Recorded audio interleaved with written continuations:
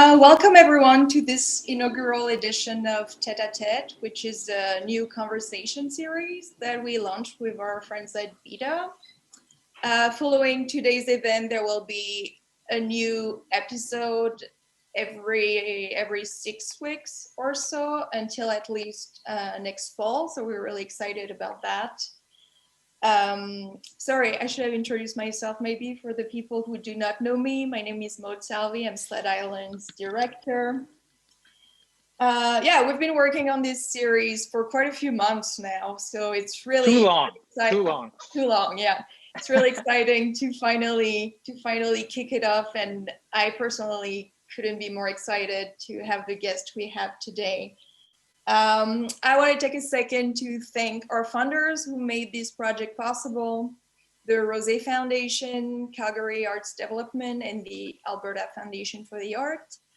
And just one note, the series is free to attend. However, if you would like to support Sled Island and encourage us to do more projects like that coming up, if you feel so inclined, you can donate on our website, sledisland.com/donate.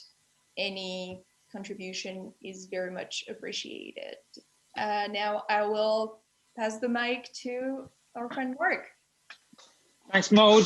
My name is Mark. I live in Stockholm. I'm the founder of a service for sending and receiving digital audio called Byta. And I'm also originally from Calgary, so I'm super aware of what Sled Island do, and I think they're actually the best festival in Canada by far the best programming. And when Maud and I met in January, we decided to cook up a couple of ideas of maybe what we could do together.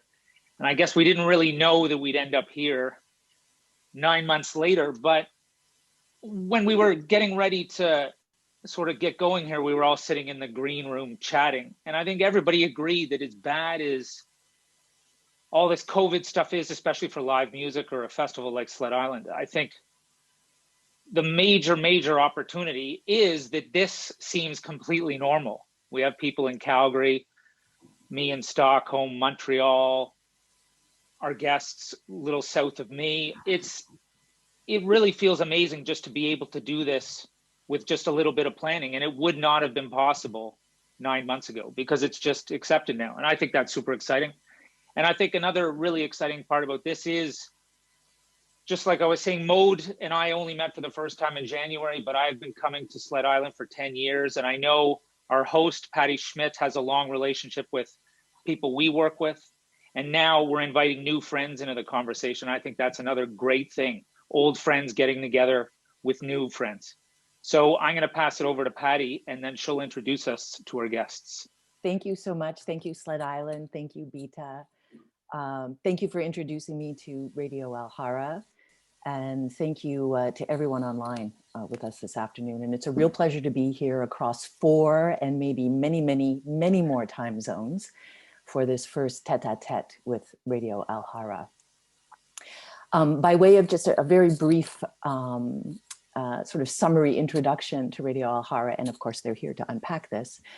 Born of the pandemic, Radio Alhara, which stands for the Neighborhood Radio, is a multilingual communal radio station program and project originating in Bethlehem and Ramallah, centering Arab music and culture and extending throughout the world now. And there are resident artists and programmers from around the region and elsewhere, covering all manner of genre. There are chefs on air, oral histories, economic discussions, and many special projects. There are 5 co-founders, and we will be joined by 2 of them today. Elias Anastas, who's based in Bethlehem, and Saeed Abu Jabbar in Amman, Jordan.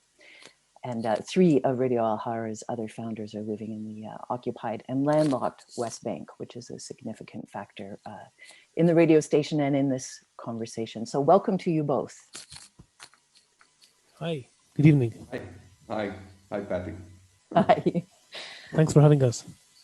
Total pleasure.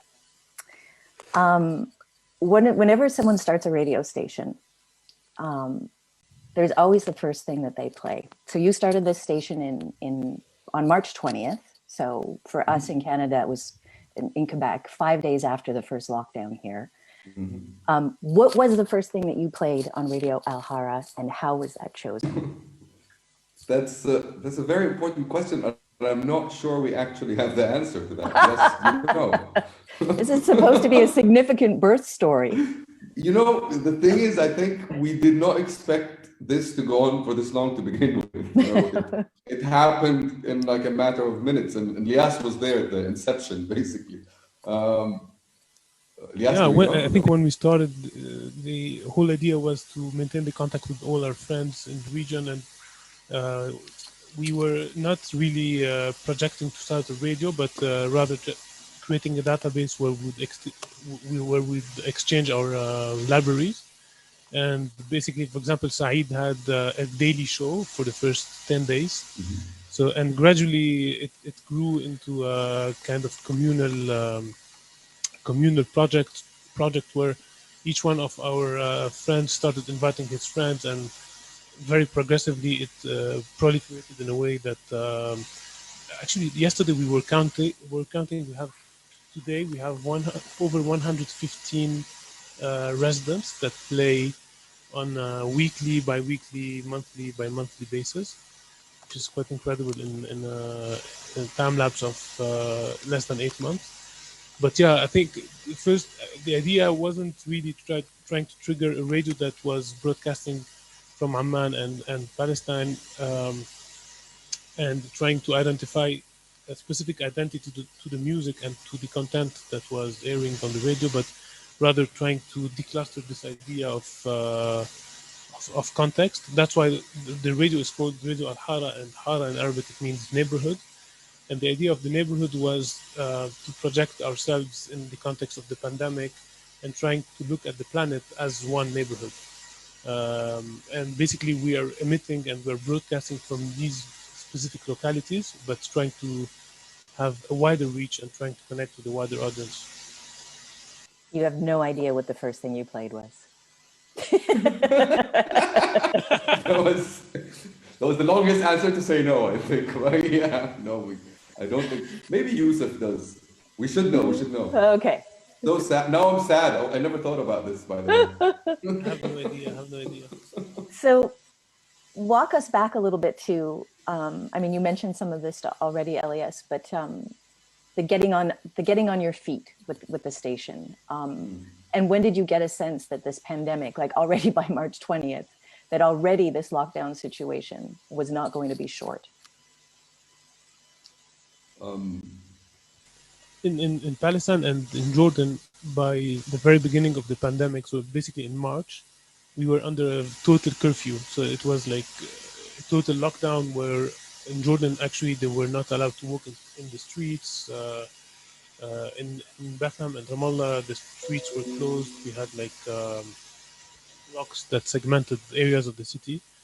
And in Palestine, we're used to curfews, and we are used to these very specific moments of solidarity within our political context. So we were trying to achieve and trying to look at different opportunities on how we could invest our time in that specific moment where, our work stopped, and we had to look into new opportunities of occupying ourselves. But yeah, we basically no one knew exactly. In March we were expecting to have the radio run until June, and we were thinking that we'll have back a summer of holidays and we'll be traveling again. And basically it continued. Pandemic is still running, and the question that is constantly coming towards us is what's next for the radio. It's actually we have no answer to that, and I think that's the richness of the radio, is maintaining this idea that the radio is engulfing so many practitioners, so many disciplines, and it's grabbing a specific attention because it's attracting a very diverse and wide audience. So yeah, I think I went far from your question, but just to say that the radio is a project that is ongoing, and is it's a project that is having a new face every day. For you, Saeed? And I think it worked probably because most of us were in lockdown. I don't think it would have worked otherwise. The way it started was we just called a couple of friends, like good friends of ours who we know kind of DJ either full time or on the side, and they have fun with it.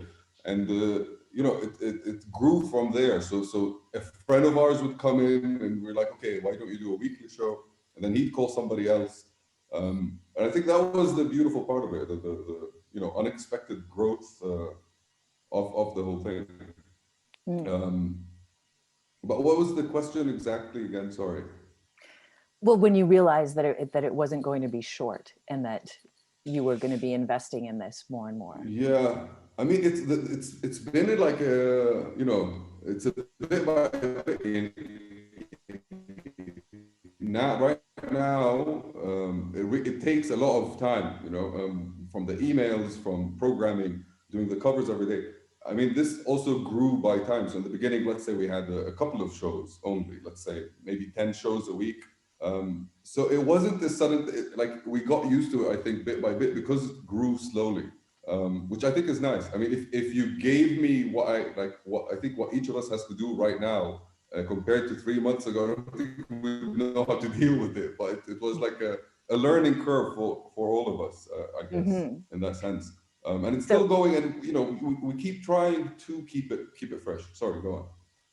Well, I mean, so this learning curve. So what kind of resources, as it started to pick up steam, what things did you need to learn that was a new toolbox for you, or were amongst the 5 of you able to figure out all the tech, all the scheduling, all the graphics, all the promotion? What was that? What was the trajectory of all of that? Yeah, it was what we needed day by day, really. So it's still run on really we run the radio on Radio Jar. We use a program called Byta. That's an open source program. So those technical things, I think Yusuf in the beginning sorted out. The branding, Ilyas called Muthanna, who's my partner in my design company, design studio, and Muthanna just did a logo very quickly. So it was very, most people who are playing on the radio don't really have proper, let's say, DJ equipment or sound equipment. Some of them do, but most don't. And it's either really, basic controllers or just a sound card. So it's still till now, I don't think we're very technically advanced. We used what we could find somehow, we scavenged for bits and pieces.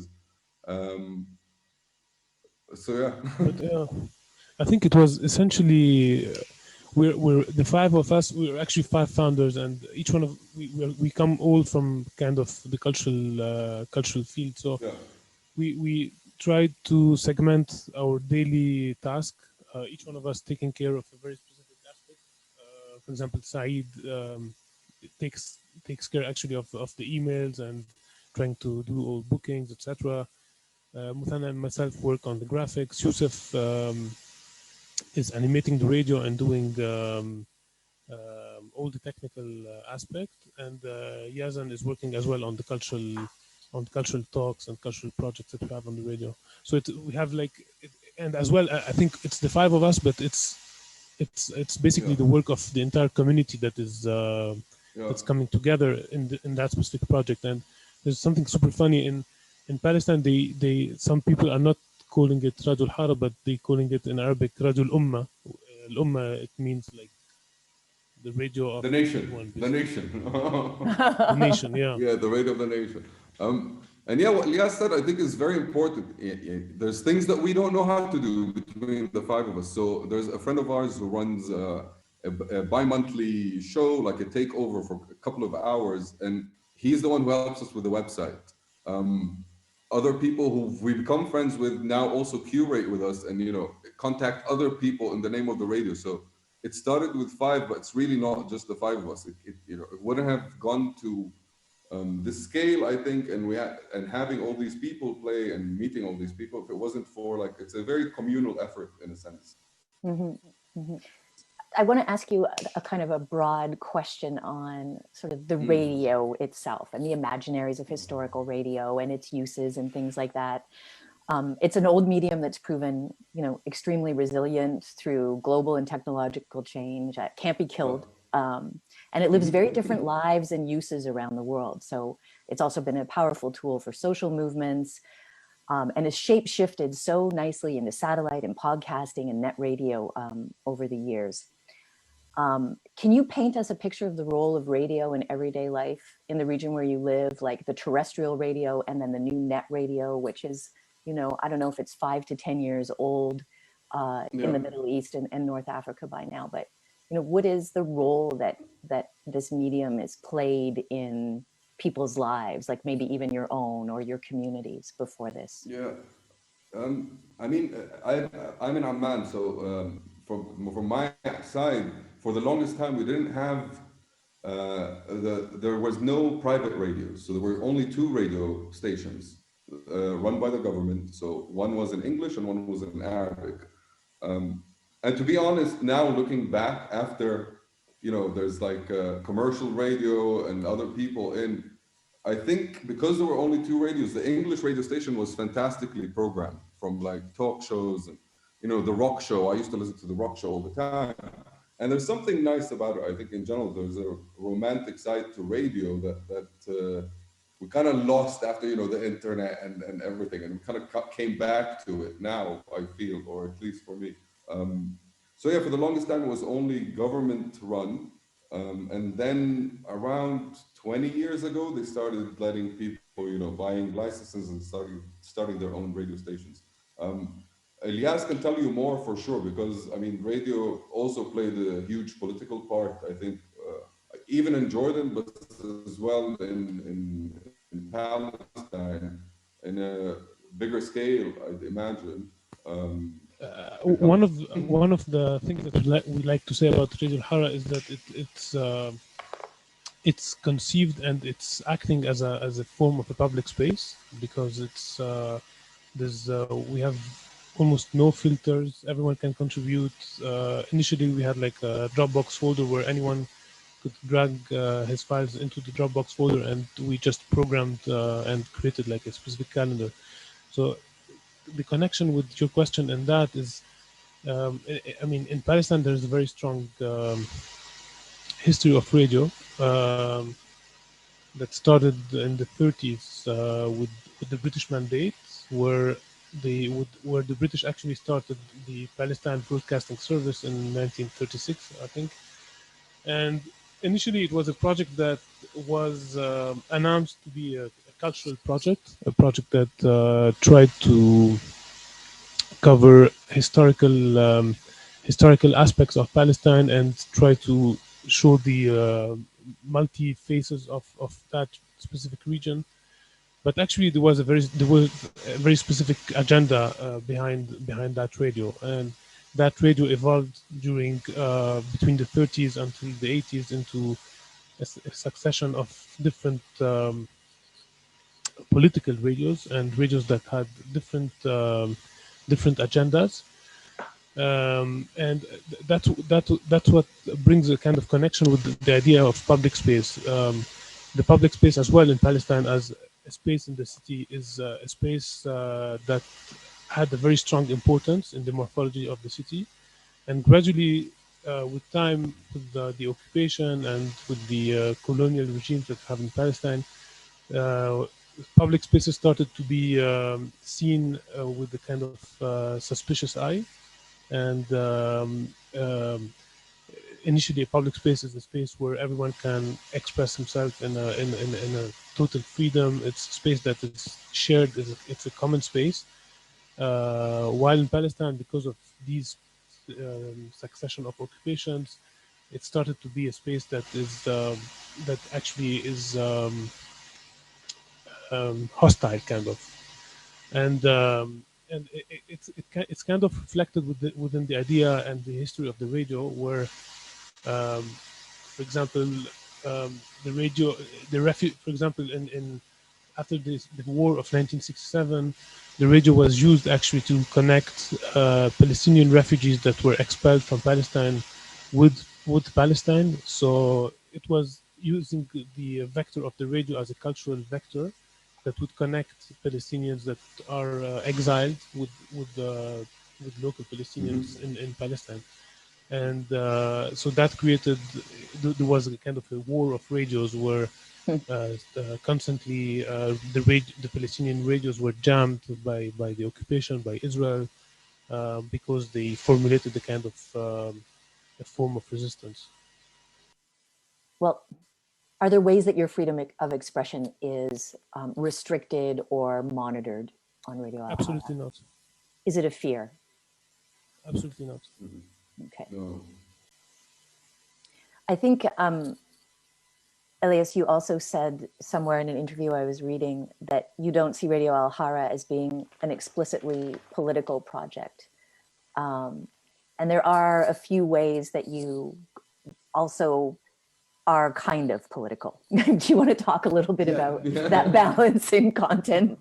I mean, how to say, whatever you do, everything we do on a daily basis, whether we're in Palestine, in Jordan, in Canada, or in France, when we're in a cultural sphere, it becomes a kind of political tool. But we try to dissociate the idea of being a radio that is emitting from Palestine with the idea of being automatically seen as a political radio.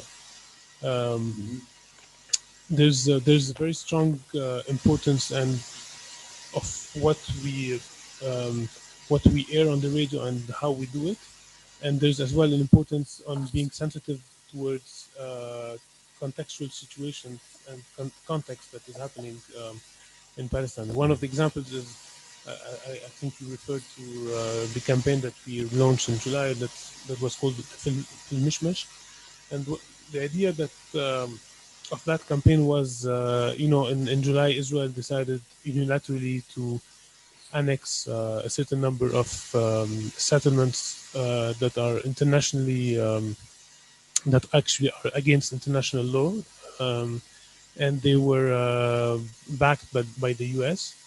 And for us, it was a very strong moment where we had to do something, we had to react in a certain way, and we had a discussion for a few days, and we were trying to identify the proper way on that would stick to the identity of the radio and that would stick to the way we're shaping the radio, and do a proper reaction that would reach people that won't be reached with traditional media.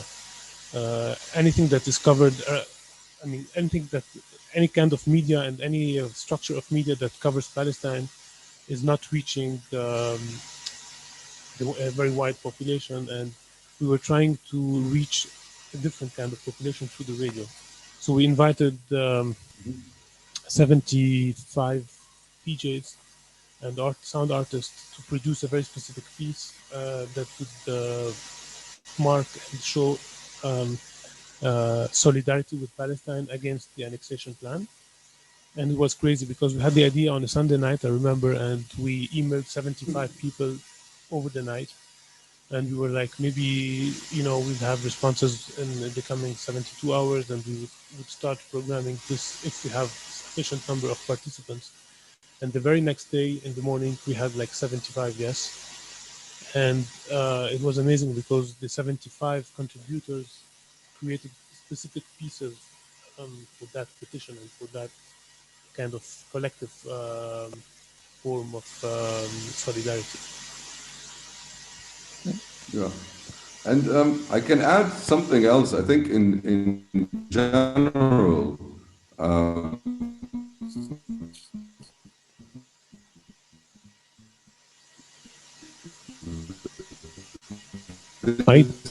region for the past 50 years, very inherently political, like living, and it's like the radio isn't, but what I'm trying to say is, in the end, it always, there's always some kind of, a political thing attached to it because of the area and where we live and the whole region.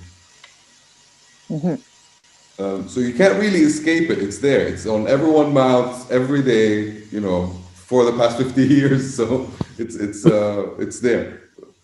But it's political as well, in the sense where, for example, we within the frame when we created we had a very specific day where we wanted to show solidarity with Black Lives Matter, where we actually canceled the entire programming of the radio over a period of 2 days, I think, Said, I can't remember, and we only broadcasted speeches and music that actually referred to that specific context.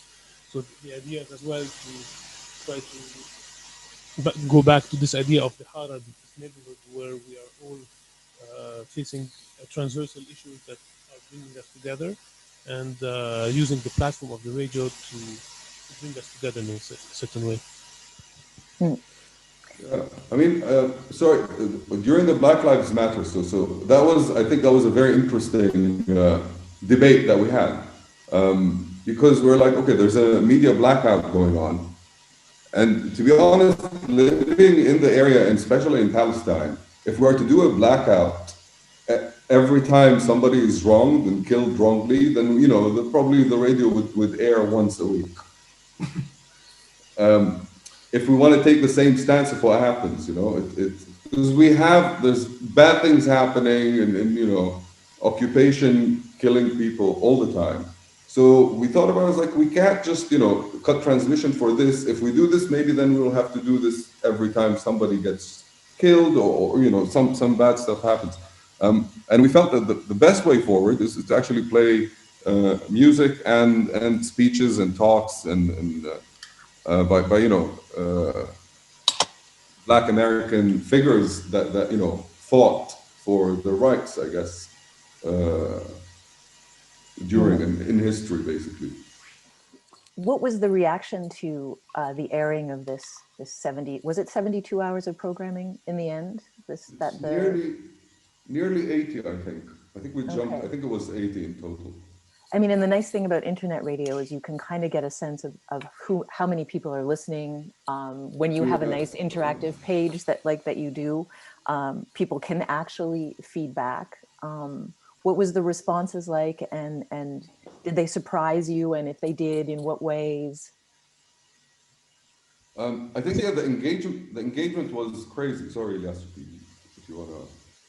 The engagement was crazy, and then the support was. I mean, because we have the chat room, I think the chat room has been crucial to what Radio Alhara is. And really, like, now I have friends from that chat room. There's like a community on that chat room on its own that grew somehow. We're like, and now I feel they're really good friends, although I haven't known them before. But I think the general reaction was great. And, because of the internet, as you said, we can monitor. So you can see the spike. There's a huge spike during those 3 days. I can't remember what it was, the numbers, but I think that the spike that only surpassed that was when we premiered Nicholas Jar's album. That was the peak, I think, and then Film Mishmish was. But still, I feel it was unexpected, the amount of replies we got, and I think the variety of. Sorry, I'm going on about Film Mishmish, but I think it was quite fun because most of these people who played in Film Mishmish already are residents and have shows normally. But when it came to this, we felt, okay, what do I play for an event like this? I'm not going to play like tropical Caribbean music. So some of them were, and some of them were very angry. Some people would record themselves talking about this as an intro to the mix that they sent, which I thought was beautiful, seeing the reaction of people and what they decided to say about it, and how to portray their feelings maybe through music, which I think is that's the essence of music at the end of the day. Yeah, I think it's what's really fascinating is trying to look at this idea of layering, where actually media that covered that specific project. Some of them were interested by the idea of the political message behind it, but some of them were interested as well by the lineup. So there were journals that cover electronic music that covered the campaign and the project because of the lineup. And basically, through this coverage, we are reaching a different kind of audience, and we're reaching a different kind of readers. So basically, this injustice and this form of inequality that's happening is gathering a wider attention, and is actually going to look towards populations that are not initially interested to know more, for example. And for example, the set that was played by Nicholas Jar, the first, I think, 20 minutes of it, he spoke about the question of water in Palestine, which is a dramatic situation where the way water is shared in Palestine, and the power that is exploited by the occupation in the way of controlling water is quite crazy. And so basically his contribution was putting a lot of emphasis on the politics of water. And so this is like wasn't something that would be expected by the fans of Nicholas Jar that tuned in to listen to his set. And so basically through that channel we are kind of trying to reach and to achieve different kinds of responses and results. Maybe you were able to imagine that it could be even wider. Yeah, and did the server crash? I think we had 12,000. We had around 12,000 people listening at a very specific moment. So for us, it was crazy. Like we had days where we were happy to have 40 people listening, and suddenly it went to 12,000. So crazy. Yeah, crazy. Definitely crazy, unexpected. I mean, this whole thing has been unexpected, to be very honest. I want to talk a little bit about sort of the centering of Arab musicians, Arab sounds, the Middle East in a more wider sense, North Africa also, in terms of kind of the core musics, even though everything is permitted on Radio Alhara. And talk a little bit, maybe, if you could, about the rise of Middle Eastern contemporary music, a lot of it in electronic, a lot of it in pop. And it's not my imagination that this has been happening over the last 5 or 6 years, and probably the internet and access to cracked Ableton or whatever has been behind it a little bit. So maybe tell me a little bit about what you this momentum in the region. Well, I'll say this, I feel the region or different cities, like Amman, let's take that, Amman, for example. 2011, 2012, we still talk about that, 2-3 years. It was like everything was brewing, slowly. Things were brewing, like there was so much stuff coming out. And, being in Amman is a small city, so it goes through phases. So that happened, and now it's like, then it went down, it's like a sine wave, But I think talent in general has been around. It's just, it's been around, but it's never been centralized, let's say, or there's like one platform where, we know these people in Beirut who have been doing this for years on end, and people in Egypt and people in Palestine. So it's been happening for a while, and of course, as you said, the internet played a huge part in getting exposure to these people and talents that we believe are like world class to a certain extent. So from that aspect, there's so much, and with electronic music and all that.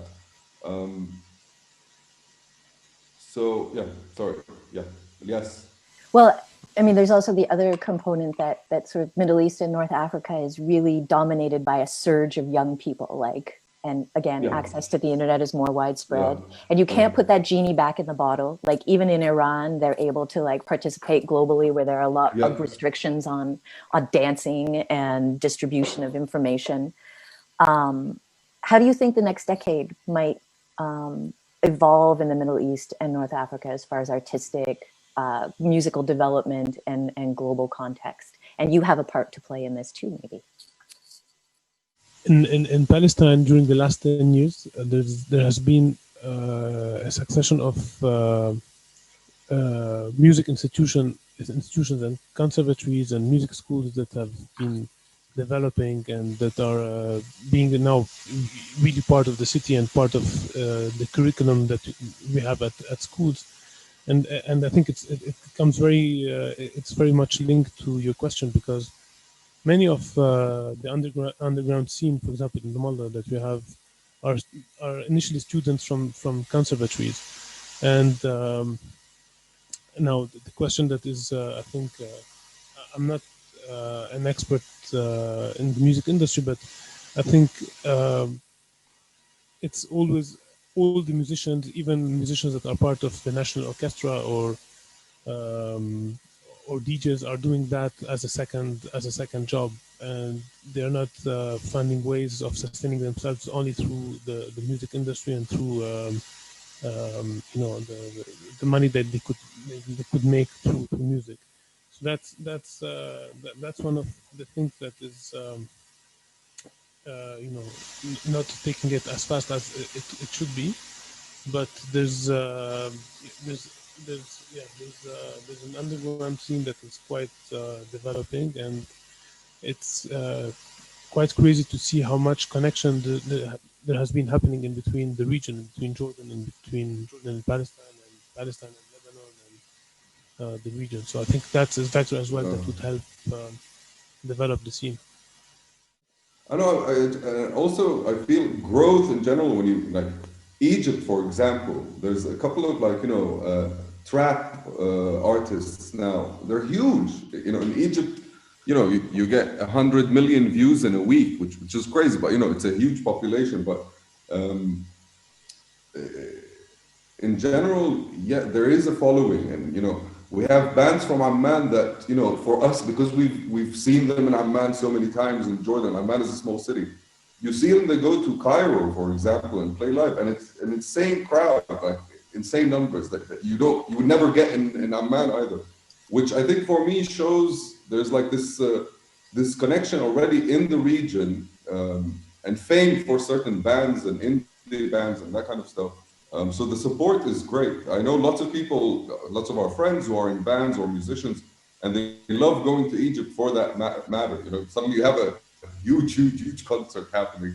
And I think it's the internet helped a lot in the growth and getting to know of what's happening in the region as a whole. I think the surprising thing about the internet, which can also be this really flattening influence, right? So it makes everything the same. It can homogenize. 100%. You can see it in like American indie rock, where everyone reads the same Pitchfork reviews and then they all start to sound like the same monster. And I've always been surprised by the way that regional sounds will sing through a lot of instrumental electronic music or club music. You can look at Latin America, that scene, to hear, cumbia influences and things like that. And the same in the Middle East, where I've been paying a little bit more attention. I've been to Dubai a couple of times, which is a little bit of a gathering spot for that. And now you guys are in the middle of this storm as curators and programmers, and people are coming to you all the time wanting shows. Where do you think things are happening around the region, like hotspots? I mean, Beirut is having a very tragic, sad time right now, and that was a real engine of electronic and club. And I mean, great question. Beirut, I feel, is such a resilient place to begin with. Lebanon, they've had a civil war for 20 years. So there's a resilience, I think, that's beautiful, that always shines, even now, although now it's unprecedented probably in the history of it with the COVID and the crash of the economy. But the hotspots have been those, in general. It's been, Cairo, Beirut, Ramallah, Amman, and even Saudi. I was talking about this the other day. Saudi for the longest time, no one kind of bothered with the culture going on there, and it's coming out very nicely. And what you said about cumbia, me and my best friend play cumbia here, which I, once when we started the radio, we have a Brazilian listener who's always there, Marina, and Marina is like, what do you mean you're playing Brazilian music in Jordan? Like it's unfathomable for some, it's insane, I think. And that's, I think, for sure the effect of the internet, and the fact that we can get our hands on things and dig around on a way wider spectrum, musically saying. But the hotspots are those, and even Morocco and Morocco has a huge scene right now, like huge scene. And it's that, I think, what's happening is, more people are getting to know. And I think some of it is beautiful quality stuff to begin with. yeah. I think the role that we are trying to play as well is the fact that, you know, I live in Bethlehem. I'm Palestinian, but I have a French passport too. But I'm not allowed to travel in different areas of the Middle East. So, and for example, Saeed is Jordanian. In order to come to Palestine, he has to get an authorization by Israel, which is a very complicated, a very complicated procedure. So the idea of the radios as well is to try to connect musicians, artists, DJs from across the region, and potentially look into collaborations, trying to identify different ways of creating these ventures, not essentially by physically being together, but looking at, you know, what the radio can offer and what these form of collectiveness can generate. And I think Mark said something very important in the beginning, is the normalization of being online.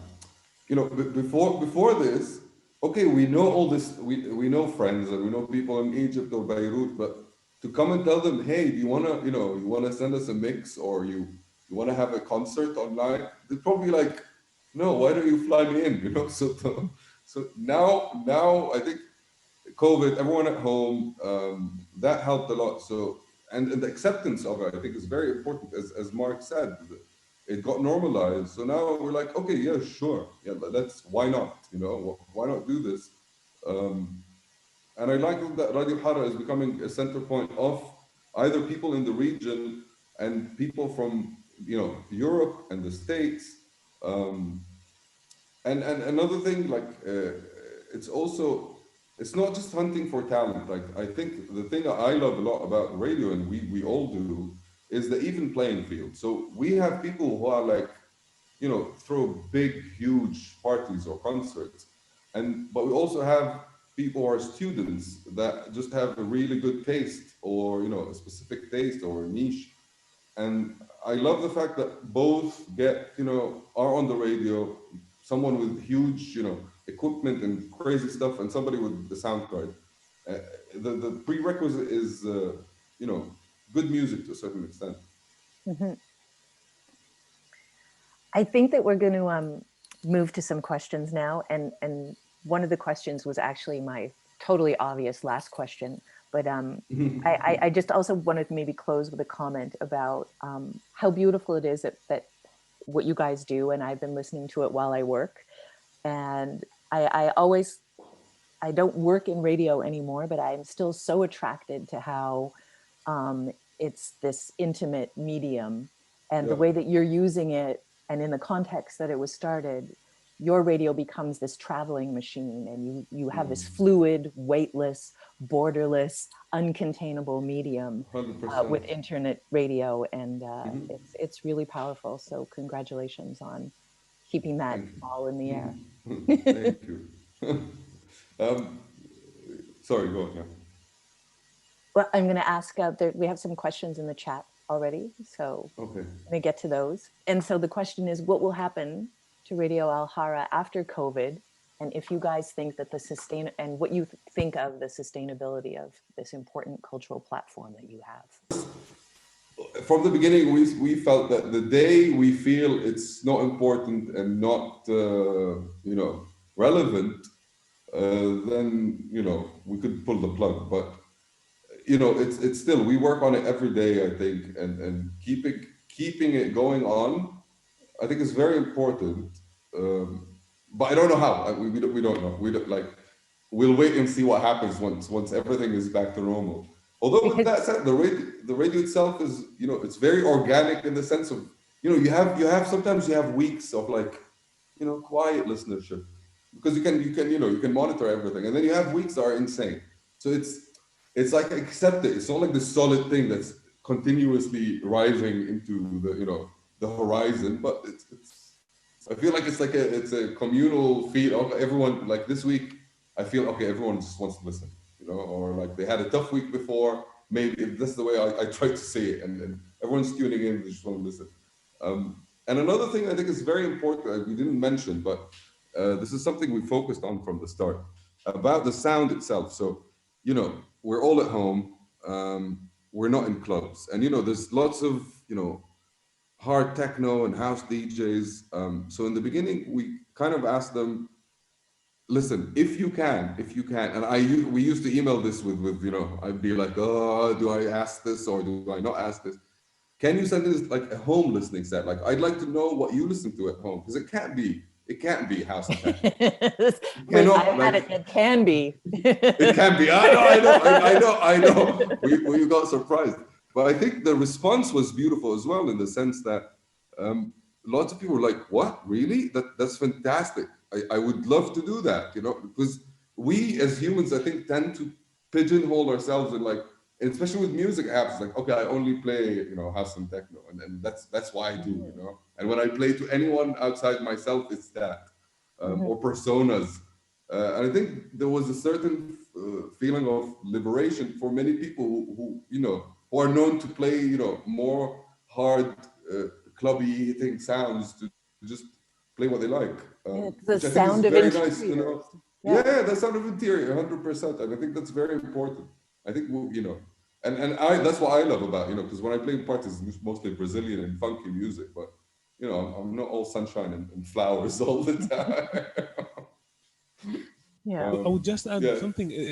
I mean, one of the things that is allowing us to continue and to have this motivation to do it that way is the fact that we are totally independent. And the way we manage the radio is that we work without deadlines. We are not asking people to submit the recordings within a certain deadline. It's totally a declustered system where we are refusing actually funding, because we think that it's a radio that is working in a way that is totally self-sustainable. It's self-sustainable because we're 5 and we are putting 1 to 2 to 3 hours a day on the functioning of the radio, and I think that's one of the richness that we want to preserve. And but we like as well to think that the identity of the radio and the way it functions is something that can change and that can adapt to different scenarios, and that is an identity that has the malleability to evolve in time and to adapt to different situations. So we don't want to stick to a specific thing, and we don't want to stick to a specific ideology, but it's rather a structure. It's rather a platform that has the ability to adapt. Also, you guys have other jobs in normal life. Yeah. So, sadly. No, they're fun jobs. They're fun jobs, to be honest. Okay. I'm going to try to combine a couple of the questions here. Okay. It's about discovering how you discover the music that you're sharing through Radio Alhara, and combined with, could you each share a couple of artists from your hometown that you think everyone tuning in should check out? I think it's just a proliferating system where the first circle of friends started inviting their circle of friends, and eventually people started actually emailing us and asking if they can contribute, and this is the way it's we're trying to reach. And we actually dig as well, and we try to identify specific artists that we'd like to showcase. And the second part of the question was a couple of recommendations from your hometown. Yes. So I think there's of course Muqata from Ramallah. There's a very young as well DJ Haikal. So there's actually the Ramallah underground scene. There's a collective called Salib Wahed. They're quite super interesting. And from Amman, Saeed. I mean, it's so hard now. It's such a hard question, because like my favorites maybe, or like they're all over the world. But I mean, I have my best friend who I play with. He's on the radio. His name is Hamid Masri, but on the radio he's known as the Mango Thief. A very good friend of ours who's going to start a show soon is called Late the Mashqiya. He runs something called Drowned by Locals. it's a rougher sound, but you know, a lovely rougher sound in general. So you can check out Drowned by Locals and like the Mashqiyya. A friend of ours who goes by Shusmo, now he either plays, he has a bi-monthly slot on the radio, Shusmo.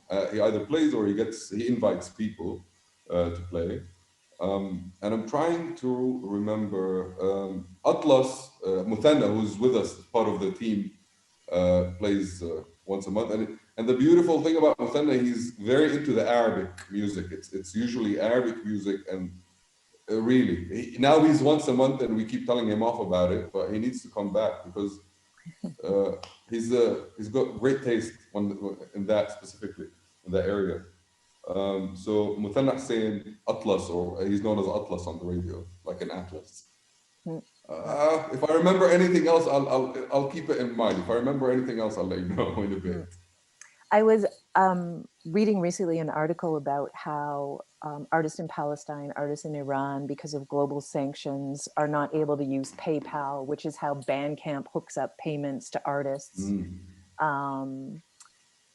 I don't know if there's alternative ways to get access to some of this music. I know Mukata records can be bought online, but whether there is a kind of workaround to get access to stuff.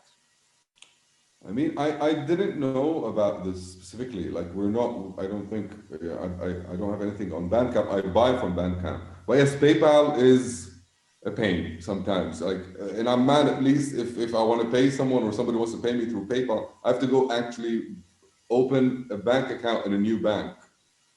The only bank that kind of supports PayPal. So it's a bit of a mission, to be honest. And I remember two other people, Ghaltan, sorry, I'm trying to remember people, and Ayla as well. Ayla is now in Amman. She's from Lebanon, but check those out.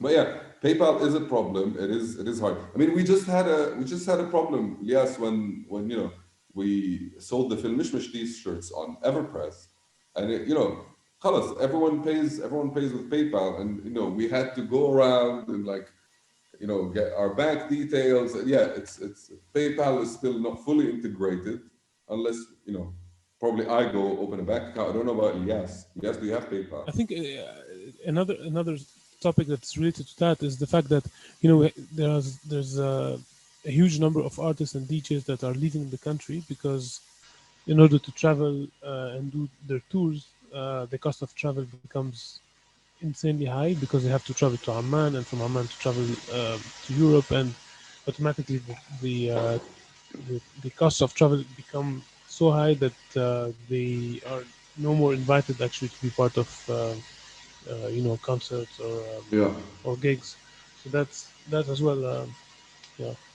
A sad situation. I think we've come kind of to the end of our time, and also questions. And I want to thank you so much for this time together. Thank you. I wish you all the luck and increasing technical skills that you are going to require to keep the radio going. Yes. And again, thank you to Mark and Maud, Sled Island. Cool. Thank you so much. Thank you. Thank you so much. It was really nice. Tête-à-Tête is going to continue, so stay tuned to Sled Island channels.